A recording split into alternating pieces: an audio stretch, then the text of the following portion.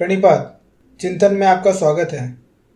क्या हो अगर कल को कोई उल्कापिंड पृथ्वी की कक्षा में प्रवेश कर जाए और उल्कापिंड के पास पृथ्वी से टकराने के लिए कुछ ही महीनों का समय हो? क्या करेंगे आप? पर्याप्त भूगर्भीय साक्ष्यों के अनुसार लगभग 65 लाख वर्ष पूर्व एक उल्कापिंड जिसका व्यास लगभग 10 किलोमीटर था, पृथ्वी से टकराया था।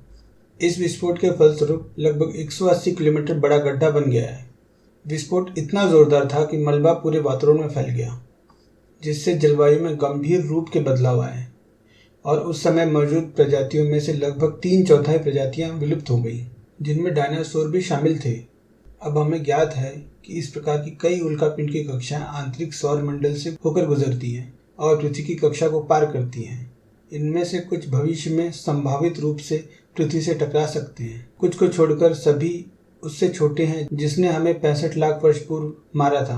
पृथ्वी से टकराने वाले उल्कापिंड के बारे में चिंता करना पूरी तरह से उचित है। भले ही अधिकांश उल्कापिंड पृथ्वी की वायुमंडल में प्रवेश करने से पहले ही नष्ट हो जाते हैं, डायनासोर के विलुप्त होने का कारण बने उल्कापिंड की तरह वे अपनी कक्षाओं को छोड़कर पृथ्वी से टकरा सकते हैं। तो क्या हो अगर एक उल्कापिंड पृथ्वी से टकराता है? पृथ्वी से टकराने वाले उल्कापिंड के साथ वातावरण में उठने वाली धूल और धुआं सूर्य के प्रकाश को हमारी दुनिया तक पहुंचने से रोक सकता है और कुल तापमान में गिरावट का कारण बन सकता है। इस घटना से कई जीवों की मौत हो सकती है। यदि एक अपार्टमेंट के आकार का उल्कापिंड पृथ्वी से टकराता है तो वह झटका संभवतः एक छोटे शहर को नष्ट कर सकता है। अगर 20 मंजिला इमारत के आकार का कोई उल्कापिंड पृथ्वी से टकराता है तो यह झटका एक छोटे से देश को पूरी तरह से समाप्त कर सकता है। वैज्ञानिकों के लिए सौर मंडल के बारे में अधिक जानकारी होने के अलावा उल्कापिंड पर शोध करने का सबसे बड़ा कारण यह है कि वे उल्कापिंड की कुल संख्या जानना चाहते हैं और उनके ट्रेजेक्टरीज और फिजिकल प्रॉपर्टीज के बारे में अधिक जानना चाहते हैं। यदि किसी उल्कापिंड का मार्ग हमारी ओर मुड़ता है तो निश्चित रूप से हमें पता होना चाहिए। अगर हमारी पृथ्वी से टकराने वाला कोई खतरनाक उल्कापिंड मिल जाए तो हमें क्या करना चाहिए? एक परमाणु विस्फोट से लेकर एक भारी अंतरिक्ष यान का उल्कापिंड से टकराव से लेकर कई संभावित विक्षेपण तकनीकें उपलब्ध हैं। डार्ट नासा का डबल एस्ट्रॉयड रीडायरेक्शन टेस्ट उल्कापिंड डिफ्लेक्शन टेक्निक का परीक्षण करने वाला पहला मिशन है।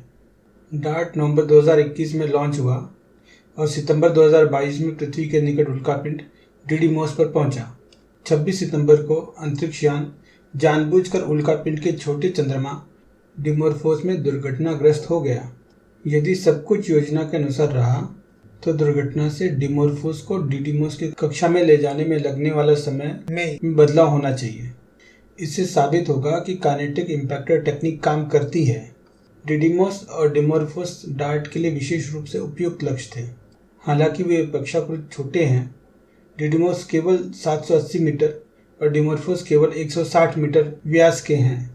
वे एक दूसरे के सामने से गुजरते हैं, जैसा कि पृथ्वी से देखा जाता है। ऑप्टिकल ग्राउंड आधारित टेलीस्कोप से वो एक प्रकाश के एकल बिंदु के रूप में दिखाई देते हैं।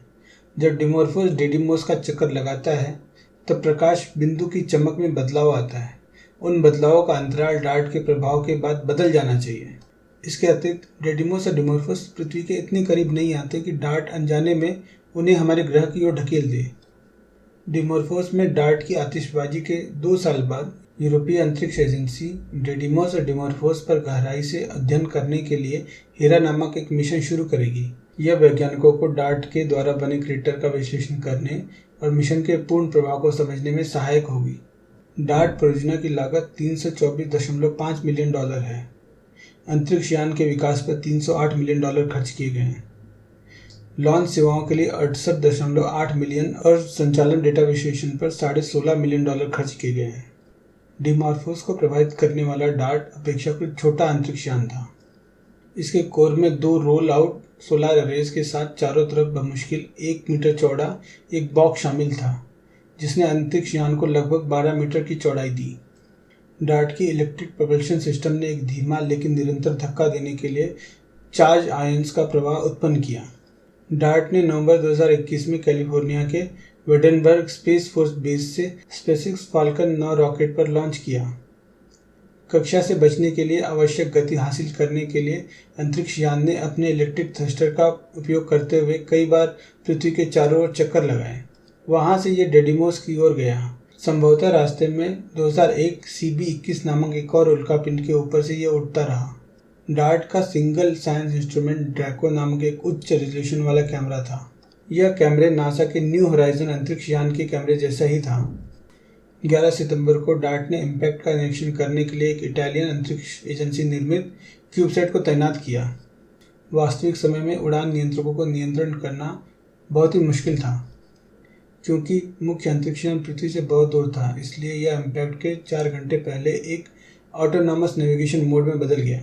ड्रैको की तस्वीरों ने अंतरिक्ष यान के कंप्यूटर को डेडिमोस और डिमॉर्फोस के बीच का अंतर करने में और बाद में आगे बढ़ने में मदद की। 26 सितंबर को डार्ट 6.6 किलोमीटर प्रति सेकंड की गति से डिमॉर्फोस में दुर्घटनाग्रस्त हो गया।